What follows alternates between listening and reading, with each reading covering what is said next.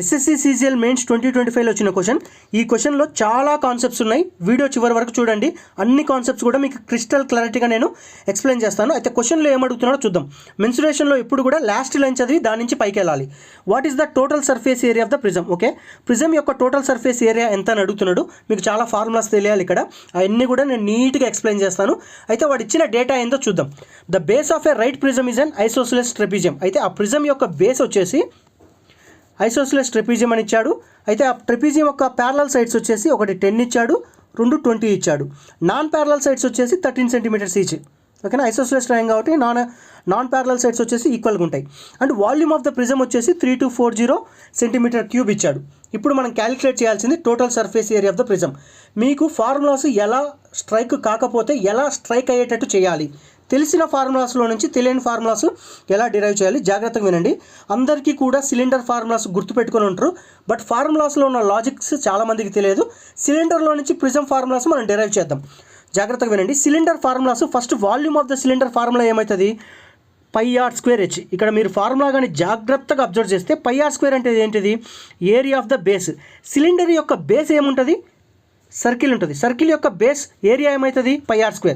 So πr²ని హైట్తో multiply చేయాలి. ఇక్కడ πr² అండి ఏరియా. ఈ ఏరియాని మొత్తము హైట్తో మల్టిప్లై చేస్తే మీకు డైరెక్ట్గా వాల్యూమ్ వస్తుంది. Volume of the cylinder is equal to πr² into h. ఇక్కడ πr² అనేది ఏంటిది? Base area of the cylinder.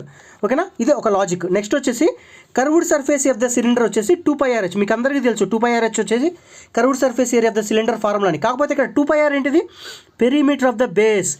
ఇక్కడ పెరిమీటర్ ఏంటిది? బేస్. ఇక్కడ పెరిమీటర్ ఏంటిది? సర్కిల్దే కదా. సర్కిల్ పెరిమీటర్ ఏంటిది? 2πrh.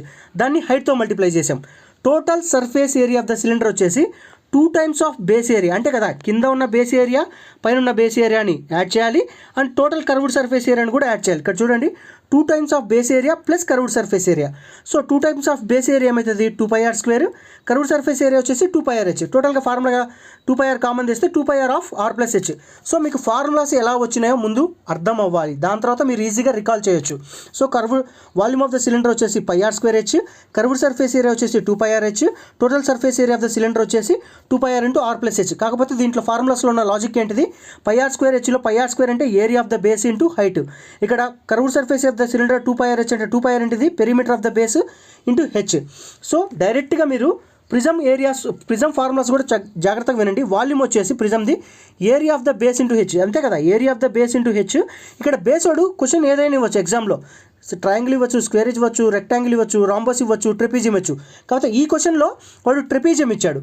So curved surface area of the prism ఏమవుతుంది? Perimeter of the base. అంతే కదా, ఇక్కడ curved surface area of the cylinder కూడా perimeter of the base into h కదా. So perimeter of the base into height. మళ్ళీ total surface area ఏమవుతుంది? 2 times of base area plus curved surface area. ఇక్కడ కూడా 2 times of area of the base plus curved surface area. ఇవి formulas. ఈ formulas మీకు తెలియాలి, తెలియకపోతే మీరు క్వశ్చన్ అటెంప్ట్ చేయలేరు. అండ్ ట్రెపీజియంకి ఫార్ములాస్ ఉంటాయి. ఏరియా ఆఫ్ ద ట్రెపీజియం వచ్చేసి ½ into some of the parallel sides into height. ఇక్కడ చూడండి, ½ into some of the parallel sides. ఇక్కడ ఏ అండ్ బి వచ్చేసి ప్యారలల్ సైడ్స్, ఇవి ప్యారలల్ సైడ్స్. ఇక్కడ సిడి వచ్చేసి నాన్ ప్యారలల్ సైడ్స్. ఓకేనా, ఇక్కడ క్వశ్చన్లో మాత్రం వాడు సిడి అనేది ఐసోసెలస్ ట్రెపీజియం అన్నట్టు కూడా సిడి ఈక్వల్గా ఇచ్చాడు. అంతేనా, ½ into some of the parallel sides into height. Next perimeter of the trapezium ఏమైంది? పెరిమీటర్ అంటే చుట్టుకొలత మొత్తం యాడ్ చేయాలి. ABCD అన్నీ యాడ్ చేయాలి. ఓకేనా, అండ్ మీకు పైథాగరన్ త్రిప్లెట్స్ తెలియాలి. ఈ పైథాగరన్ త్రిప్లెట్స్ మీద నేను 4 వీడియోస్ చేశాను. అసలు పైథాగరన్ త్రిప్లెట్స్ ఎలా గుర్తుపెట్టుకోవాలి, ఏం గుర్తుపెట్టుకోకుండా ఆన్ ద స్పాట్లో ఎలా డిరైవ్ చేయాలని నేను క్లియర్గా ఎక్స్ప్లెయిన్ చేశాను. వాటి మీద కొన్ని కాన్సెప్ట్స్ కూడా ఎక్స్ప్లెయిన్ చేశాను, అండ్ కొన్ని సమ్స్ కూడా ఎక్స్ప్లెయిన్ చేశాను. ఓకేనా, ఎగ్జాంపుల్స్ 3 4 5 5 12 13 7 24 25 9 24 9 40 41 ఇవన్నీ కూడా పైథాగరన్ త్రిప్లెట్స్. టోటల్గా ఈ పర్టికులర్ క్వశ్చన్ సాల్వ్ చేయాలంటే ఇన్ని కాన్సెప్ట్స్ తెలియాలి. ఇన్ని కాన్సెప్ట్స్ మీకు చూడడానికి కొంచెం కంగారుగా ఉండొచ్చు, బట్ ఈ ఫార్ములాస్లో ఉన్న లాజిక్ కానీ మీరు ఐడెంటిఫై చేయగలిగితే ఈ క్వశ్చన్ డెడ్ ఈజీ, చాలా ఈజీ. ఓకేనా, అండ్ మీకు ఇప్పుడు క్వశ్చన్లో ఏమడుగుతున్నాడు? ఇది ప్రిజం అని ఇచ్చాడు. ప్రిజం బేస్ వచ్చేసి ఐసోసెలస్ ట్రెపీజియం అని ఇచ్చాడు. ఐసోసెలస్ ట్రెపీజియం ప్యారలల్ సైడ్స్ ఒకటి 10 ఇచ్చాడు, ఒక 20 ఇచ్చాడు, ఇంకా మిగతా నాన్ ప్యారలల్ సైడ్స్ 13 ఇచ్చాడు. అయితే ఇప్పుడు మీరు జాగ్రత్తగా అబ్జర్వ్ చేయండి. ఇక్కడ మనం పైథాగరన్ త్రిప్లెట్స్ అప్లై చేయాల్సి వస్తుంది. టోటల్ బేస్ 20 కాబట్టి ఇది 10 అయితే ఇది కూడా 10 అవుతుంది. ఓకేనా, అండ్ ఇక్కడ చూడండి, ఇది 10 టోటల్ 20 కదా, ఇది 5 అవుతుంది, ఇది 5 అవుతుంది. ఇప్పుడు హైట్ చూడండి, ఇది 5 13 మిగిలింది ఏంది? 12 13. 5 12 13 అనేది పైథాగరన్ త్రిప్లెట్స్. మీకు ఆల్రెడీ చెప్పాను.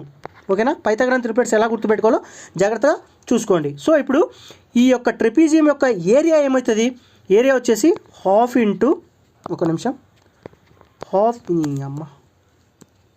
Half into some of the parallel sides. Some of the parallel sides ఏంటి, ఒకటి 10 ఒకటి 20 కదా. సో 10 + 20 30 ఇంటూ హైట్ ఎంత వచ్చింది మనకు, హైట్ 12 వచ్చింది. ఇక్కడ చూడండి 2 1s 2 6. సో 180 వచ్చేసి ఏరియా ఆఫ్ ది బేస్. ఇక్కడ బేస్ ట్రెపీజియం కాబట్టి 180 వచ్చింది. జాగ్రత్త గుర్తుపెట్టుకోండి, 180 వచ్చింది, డిరైవ్ చేసాం, పక్కన పెట్టండి. సో 180 మనకు వచ్చింది ఏరియా ఆఫ్ ద బేస్. ఇప్పుడు క్వశ్చన్లో వాడు ఏం అడుగుతున్నాడు, ఇక్కడ చూడండి. క్వశ్చన్లో వాడు ఏమి ఇచ్చాడంటే వాల్యూమ్ ఆఫ్ ది ప్రిజం ఇచ్చాడు, ఎంత 3240. Volume of the prism formula ఏంటిది, మనం ఆల్రెడీ ఇక్కడ ఎక్స్ప్లెయిన్ చేసాం. వాల్యూమ్ వచ్చేసి area of the base into height. ఇప్పుడు చూడండి ఈ క్వశ్చన్లో ఏరియా మనకి ఎంత వచ్చింది, వాల్యూమ్ ఎంత, area of the base into height. ఓకేనా. ఏరియా ఆఫ్ ద బేస్ ఎంత ఇచ్చాడు, మనం క్యాలిక్యులేట్ చేసాం కదా, దీనికి 180 వచ్చింది. సో 180 ఇంటూ హైట్, మనకు హైట్ తెలియదు, హైట్ క్యాలిక్యులేట్ చేయాలి. ఇదంతా ఇచ్చాడు 3240 ఇచ్చాడు. ఇప్పుడు జాగ్రత్తగా చూడండి, 0 కట్టు 18 స్క్వేర్. 18 స్క్వేర్ ఎంత 324 కదా. సో హైట్ వచ్చేసి 18. సో మనకు ఏరియా వచ్చింది, హైట్ వచ్చింది. హైట్ ఎంత వచ్చింది, 18 వచ్చింది. జాగ్రత్తగా గుర్తుపెట్టుకోండి, ఏరియా వచ్చేసి 180, హైట్ వచ్చేసి 18. ఇప్పుడు మనకు కావాల్సింది ఏంది, టోటల్ సర్ఫేస్ ఏరియా. జాగ్రత్తగా వినండి, టోటల్ సర్ఫేస్ ఏరియా వచ్చేసి 2 times of base area plus curved surface area, అంతే కదా. సో మనకు బేస్ ఏరియా క్యాలిక్యులేట్ చేసాం కాబట్టి వచ్చింది. ఇప్పుడు మనం కర్వ్డ్ సర్ఫేస్ ఏరియా క్యాలిక్యులేట్ చేయాలి. కర్వ్డ్ సర్ఫేస్ ఏరియా ఫార్ములా ఏంటిది, perimeter of the base into height. Perimeter of the base ఎంత, ఇది 10, ఇది 20 30, ఇది ఒక 26 56 ఇంటూ హైట్ ఎంత మనకు, హైట్ ఎంత వచ్చింది దీనిది, ఈ హైట్ ఎంత మనకు 18 కదా వచ్చింది. ఈ హైట్ కాదండి, ట్రెపీజియం హైట్ కాదు, ఇక్కడ మనకు ప్రిజం హైట్ వచ్చేసి 18, పక్కన పెడదాం. ఓకేనా. ఇప్పుడు కర్వ్డ్ సర్ఫేస్ ఏరియా వచ్చేసి 56 ఇంటూ 18 వచ్చింది. ఇప్పుడు మనం క్యాలిక్యులేట్ చేయాల్సింది ఏంది, టోటల్ సర్ఫేస్ ఏరియా.